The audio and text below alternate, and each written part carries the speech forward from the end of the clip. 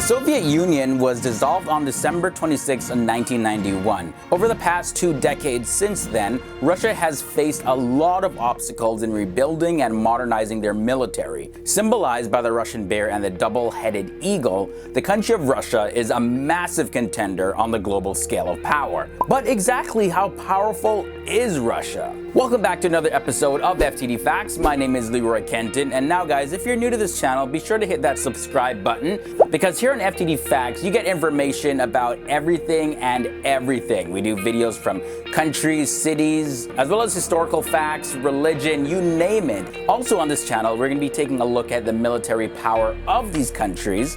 And we're starting with Mother Russia. So at the time of filming this video, the population of Russia is 143,388,252. Russia's military is currently ranked second in the world next to the United States of America.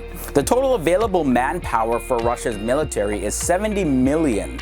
And there are a total of 766,055 active frontline personnel. On top of that, they have 2,485,000 active reserve personnel.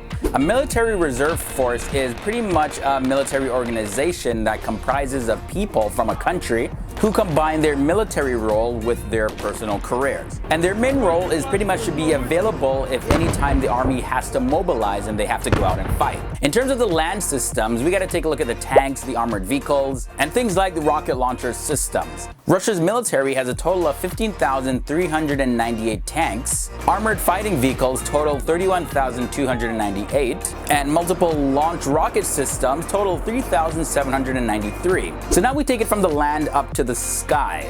Total aircrafts for Russia is 3,547. 1,124 of those are transport aircrafts, and a growing fleet of attack helicopters and fixed-wing attack aircrafts.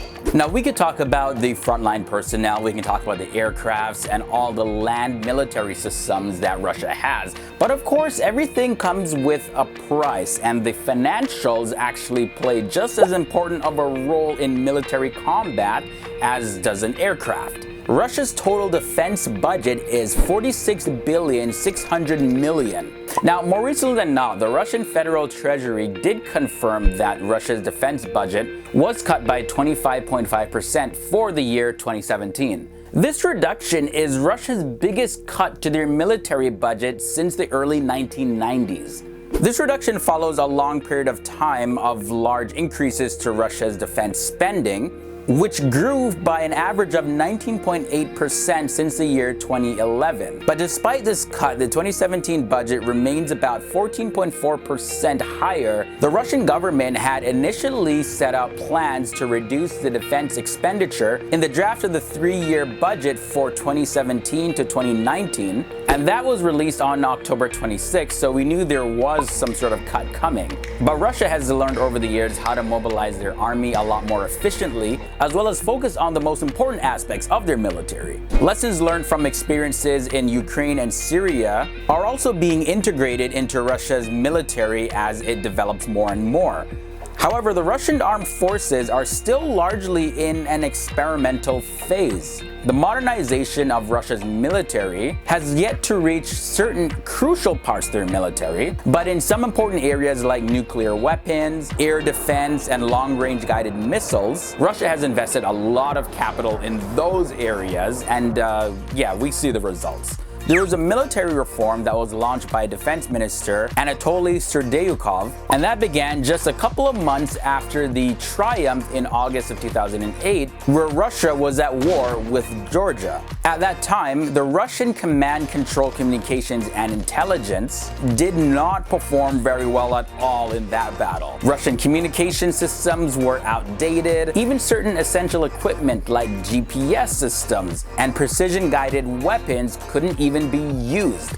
But Russia's defense minister at the time, Anatoly Serdyukov, was replaced in November of 2012 by Sergei Shoigu, and he helped in correcting a lot of the mistakes in the military reforms and shifted the focus to combat training.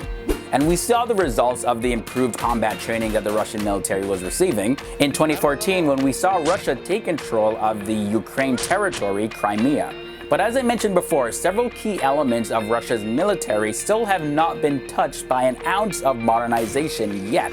We already had taken a look at a brief summary of what Russia has in play in terms of their military personnel and equipment that they have, but now we've also seen how Russia has been struggling with getting their military up to par. Despite that, they're still the second most powerful military. So if Russia could be conquered through a military strike, how could this actually happen? One thing to note, Russia does reserve the right to use nuclear weaponry, even in regional conflict scenarios. And clearly, Russia is a massive country in land size. Its territory covers more than 1/8 of the Earth's inhabited land area and stretches across 9 different time zones. Even with 143 million people living in Russia, there simply is way too much land to seize and control all of Russia. However, this could happen if China mobilized half of its population and sent them to cover the wilderness of Siberia. It's also estimated that the United States would need 500,000 troops in Afghanistan to secure the whole country of Russia. But just to give you an idea of how guarded Russia is, it borders 16 other countries. It would also be next to impossible to neutralize any of Russia's nuclear capabilities. This is because Russia possesses what they call second strike capability. Second strike capability is a country's capability to respond to a nuclear attack with a powerful nuclear retaliation of their own. It's estimated that Russia possesses 4,300 nuclear warheads, 700 strategic warheads, and 2,000 non-strategic warheads in storage. Now, I mentioned before that Russia borders 16 other countries, so depending on where the attack is coming from, you got a lot to go through in order to get to Russia. However, despite that, Russia's borders are pretty indefensible. There are no natural obstacles like mountains and huge lakes that would hinder any sort of military advance. Historically, however, every major advance that threatened Russia's existence, from the Poles in 1610 to Hitler in 1941, those attacks came from the northern European plain. So if a country wants to launch a military attack on Russia, that's probably the best place that they can launch the attack from. This is why Joseph Stalin, after World War II, was very keen on seizing Central Europe. And the current president of Russia, Vladimir Putin, he said that the collapse of the Soviet Union was the greatest geopolitical catastrophe of the country. Russia also has very weak allies like Belarus and Kazakhstan. There's also India and China, but you can hardly call those countries allies to Russia as well. But as it stands, Russia's closest relationship with any major country in the world right now is India. Nevertheless, Russia in and of itself is a very mighty country, a country where people, despite certain global criticism, still push forward to creating a more modern and progressive future. If you enjoyed these videos here on FTD Facts, be sure to hit that like button and share these videos on your social media feeds to help spread the word. However, if you do want to further your support to FTD Facts, we've set up a Patreon page where you can become a monthly contributor to the show. Anything you can donate helps us to produce these videos on a regular basis for you, and it allows us to dive more deeper in some of the real issues that are going on in this world. Until next time, I'm Leroy Kenton. I'll see you in another video. Boom.